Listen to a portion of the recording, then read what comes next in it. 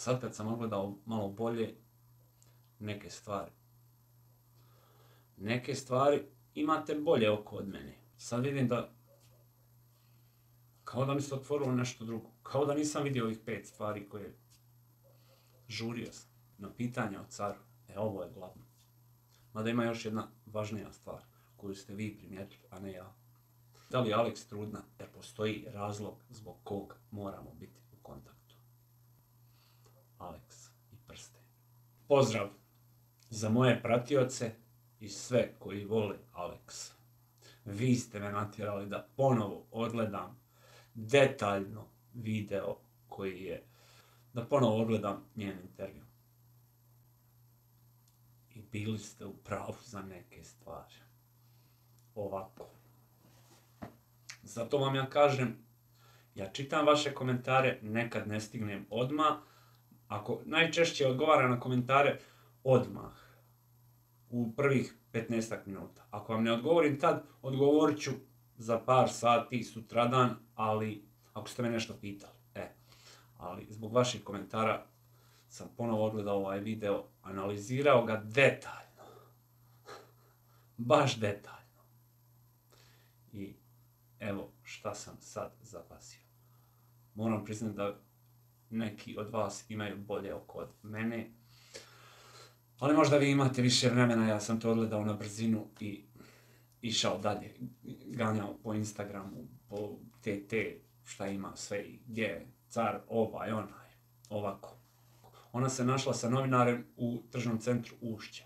Tu govori da je došla u shopping, ono žensko, da malo olakša dušu i ženski shopping. Na pitanje novinara vidim da si nasmijana, jesi li srećna? Jesam. I smije se. Tu ona dodala da dugo nije išla u crkvu i da se možda i zbog toga osjeća bolje. Na pitanje o caru, ovo je glavno. Mada ima još jedna važnija stvar koju ste vi primijetili, a ne ja. Na pitanje o caru ona ovako odgovara. On i ja bit ćemo u dobrim odnosima.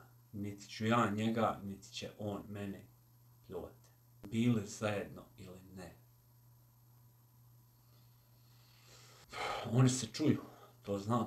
To i car kaže, to i ona potvrdila, oni se često čuju. I svakodnevno se čuju na telefonu. Iz kog razloga? Vidim da mi pišete da li je Alex trudna. Možda se čuju iz tog razloga, ne znam. Ali novinar je pita, čujete li se? I znamo da oboje potvrđuju da se čuju. Ona odgovara ovako. Citira. Da, jer postoji razlog zbog kog moramo biti u kontaktu. Ja ne znam šta da vam kažem na ovo. Koji je to razlog zbog kog moraju biti u kontaktu? Šta može biti? Evo, ajde, da zajedno pročešljamo. Jel imaju zajedničku firmu? Nemaju. Jel imaju zajedničku kuću? Žive zajedno u kući? Pa moraju da budu u kontaktu jer sreću se. Ne. Jesu li bilo kakav zajednički biznis pokrenuli? Ja ne znam. Tako da ona gospođa koja je napisala u komentarima da je možda trudna, mislim, svačija trudnoća je radost. I za roditelje, i za ovaj svijet, i za sve. Tako da bi i za fanove bila radost.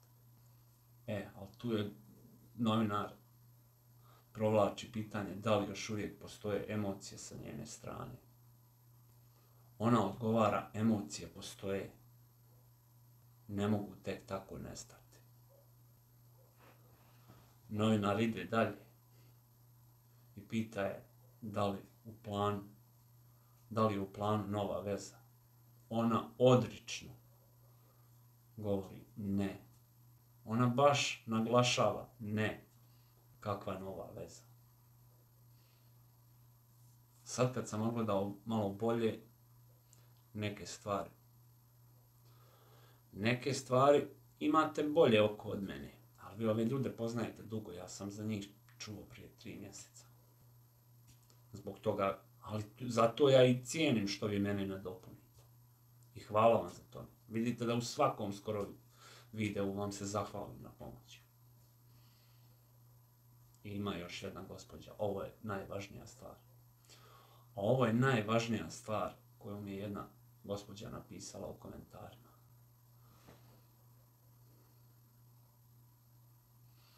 Alex i prsten. Da li je Alex skinula prsten? Ja ne znam kako izgledao taj prsten koji joj je Filip kupio.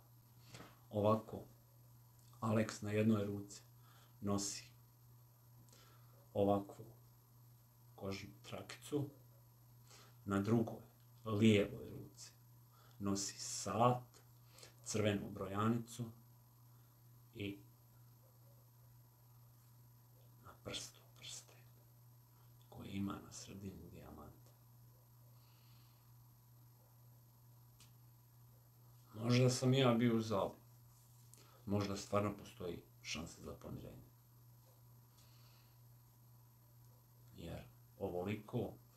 Jer bit ćemo u dobrim odnosima, niti on, niti ja njega, niti on mene ćemo kad vrijeđati, bili zajedno ili ne bili. Čujete li se? Da, jer postoji razlog zbog kog moramo biti u kontaktu. Emocije postoje, nova veza ne, prsten na ruci. Šta da vam kažem? Ovo tek postaje zanimljivo. Gledat ću da vam ispratim sve šta se dešava u vezi njih. Car live-a non stop. Drugi je na hrvatskoj listi. Fali mu za prvo mjesto još, ali mogao bi stići ako se potrudi da bude non stop u live. Na Instagramu se nisu oglašavali nijedno danas. Ona jeste nešto jutros oko jaknica, nekih reklama, ali nadam se da se uživalo u ovom videu. Trudit ću se da vas obavijestim, da vas ne zamaram previše svakim njihovim korakom, ali sad vidim da kao da mi se otvorilo nešto drugo. Kao da nisam vidio ovih 5 stvari koje žurio sam. Ne poznajem. Ne znam. Ali trudit ću se i dalje da vam ispratim svaki njihov korak, da budem realan, da nikad nijednu neistinu ne iznesem, da prihvatim svaku vašu kritiku u komentarima i istražim je i snimim video, makar u 3:30, kao sad. Samo da ispoštujem vas, jer sam pročitao komentare i vidim da zbog vaših komentara trebao sam ponovo da odgledam taj njen intervju i kao da se je meni sad jasnije ovo sve otvorilo. Nadam se da ste uživali u ovom videu. Pozdrav!